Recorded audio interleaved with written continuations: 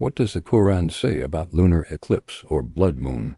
This is a question that Muslims around the world often ask themselves, especially when they see a lunar eclipse or blood moon.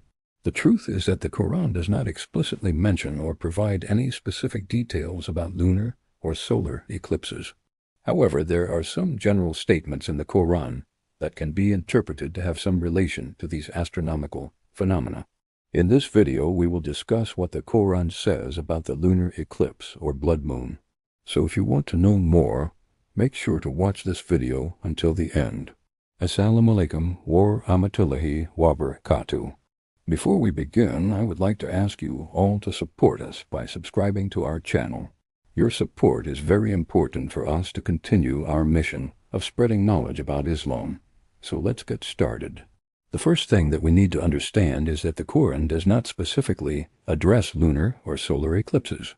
As I mentioned earlier, the Quran does not contain any specific information about these astronomical events, but it does contain some general statements that can be related to them. One such verse is from Surah 75 Anbiya, where it says, "When the sky splits open and the stars scatter, when the seas overflow and the earth is quaked with convulsions, when mountains are tossed about, like the tossing of a thing that is light." Some people may interpret this verse to mean that the splitting of the sky refers to a solar eclipse, while others may interpret it to refer to a lunar eclipse. However, it is important to note that this is only one of several verses that can be interpreted in this way, and there is no definitive consensus among Muslims about the exact meaning of these verses. Another verse that is often quoted in relation to eclipses is from Surah 18, Al-QALB, where it says, "And the sun and the moon, they run each in its course for a predetermined period." That is the plan of the all-knowing, the all-powerful. This verse clearly indicates that the sun and the moon have a set course and duration, which suggests that an eclipse occurs when these celestial bodies align in a specific way. Although the Quran does not specifically address how one should react to a lunar eclipse, it does provide guidance on how to respond to other natural phenomena. For example, in Surah 2, Al-Baqarah, verse 164, Allah says, "He made the night into two periods, the day into two periods, and He apportioned the hours, the minutes, and the seconds for your benefit. And He sent down from the heaven rain, with its beneficial drops, reviving the earth after its death, and establishing therein all kinds of living creatures, O humanity, and spreading therein grain and olives and date palms and vines, all for your benefit, so that you may be grateful." In this verse, Allah describes how everything in nature has been created for the benefit of humanity, and He encourages us to be grateful for these blessings. This includes natural phenomena such as rain, which is essential for the growth of plants and the survival of life on earth.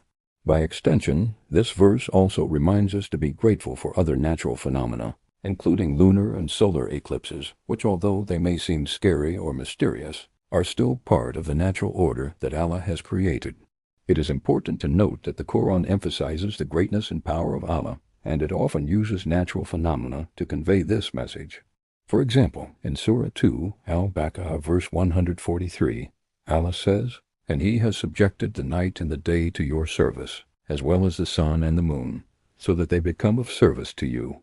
In this verse, Allah highlights His ability to control the movements of the sun and the moon, and emphasizes that He has done so for the benefit of humanity. Overall, while the Quran does not explicitly state what one should do during a lunar eclipse, it does provide guidance on how to respond to natural phenomena in general. We should remember that Allah is the creator and controller of everything in nature, and that these phenomena, including lunar eclipses, are all part of His plan. As Muslims, we should strive to be grateful for the blessings that Allah has bestowed upon us and recognize the power and majesty of Allah in all of His creation.